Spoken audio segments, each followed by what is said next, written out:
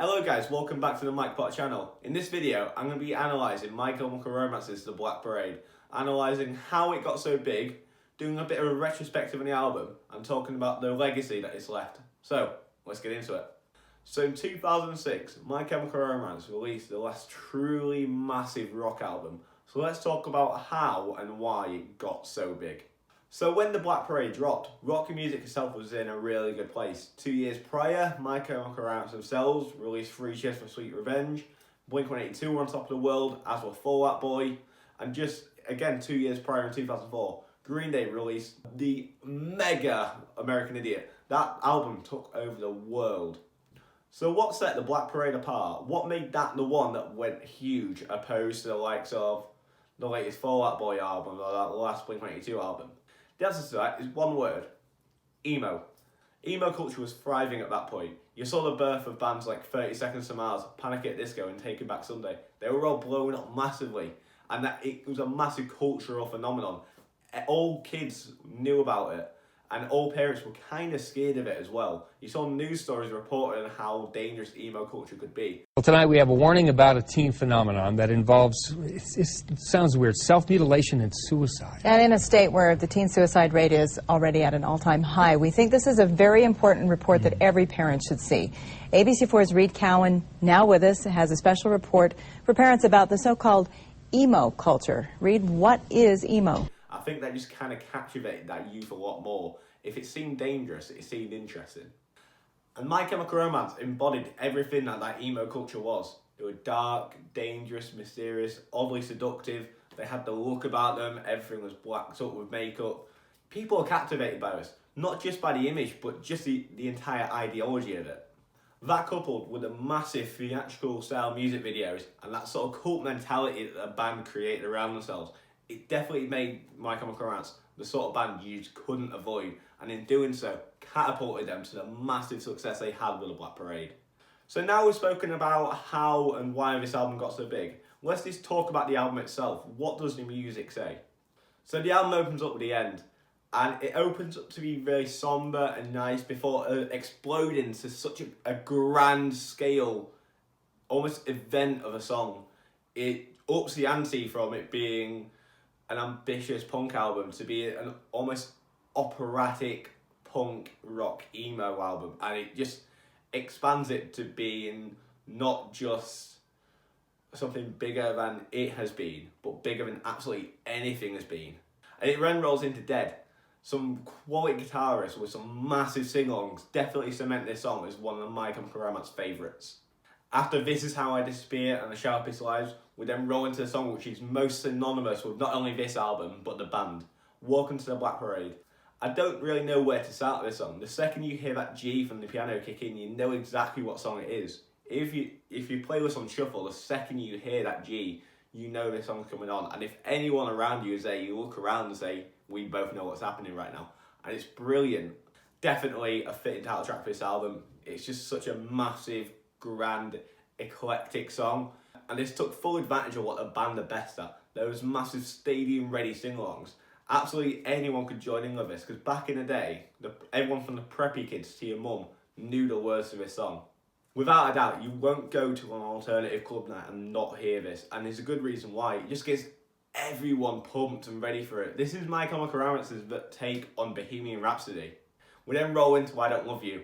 And this is a song which back in the day soundtracked the breakup to a girl I wasn't even dating. It just captured everything the audience knew about the band, talking about love and how it can be so dark. Again with those massive sing-alongs and quality guitarists, you just can't help but be hooked on this song from the second you hear it.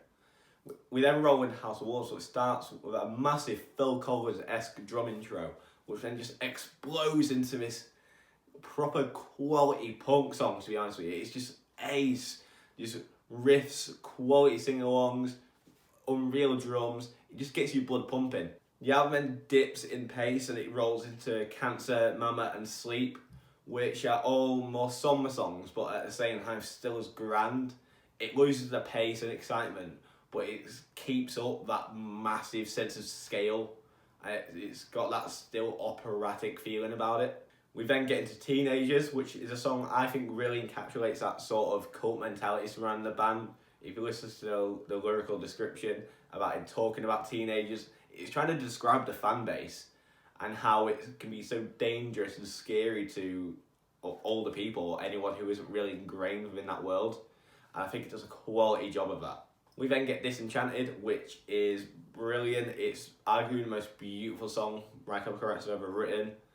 It's just so nice and somber. It's like a memento to maybe a past love, and I think it's quality. It's definitely it's so nice, and when it comes on, although it seems like a very sad and depressing song, it's quite uplifting as well, and I think that's brilliant. We then get Famous Last Words, which is the official closing track on the album, and it is one of my favourites. It's just so grand and easy to sing along to, and quality. There's great riffs. The music video as well is just very encapsulated. It features all the members of the band in those army suits, and it's brilliant. It just gives that sense of darkness and the album coming to an end.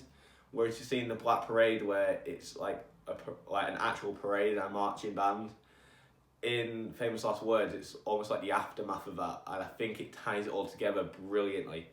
Finishing off with the secret track, Blood. It's about a minute and a half of just wacky sort of radio, TV announcer play along. It's quite interesting. Like, no one would ever class it truly as a My Chemical Romance song, and no one would be clamouring to have it in a set list. But when the album finishes, you're just happy to let that play on and be a part of it. It's really lovely. Overall, this isn't just 13 or so songs crammed together in an album. This is an entire body of work, and you can tell that they've all been crafted in the same environment, tied together neatly, and it's just brilliant. What is definitely the album's biggest feature is those quality sing-alongs. Without a doubt, you can't listen to this album and not sing along to it. It's impossible.